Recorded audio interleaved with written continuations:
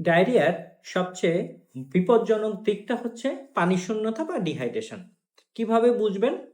সাধারণত মুখ এবং জিহ্বা শুকিয়ে যাবে, যতই পানি খান মুখ বা জিহ্বা শুকনো মনে হবে। প্রস্রাবের পরিমাণ কমে যাবে।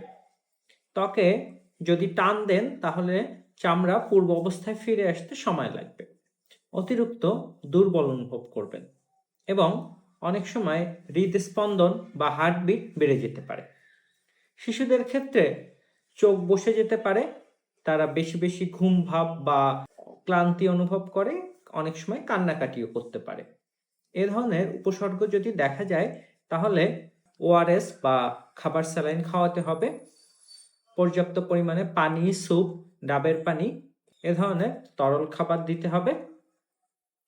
এছাড়াও ডায়রিয়া হলে বা ডায়রিয়ার সাথে সাথে যদি কিছু কিছু লক্ষণ দেখা দেয় তাহলে অতি সত্বর হাসপাতালে নিতে হবে। সেই লক্ষণগুলো হলো পায়খানার সাথে রক্ত যাওয়া, বারবার বমি হওয়া এবং কিছু খেতে না পারা, অতিরিক্ত দুর্বল হয়ে যাওয়া এবং 12 ঘন্টা যদি প্রস্রাব না হয়।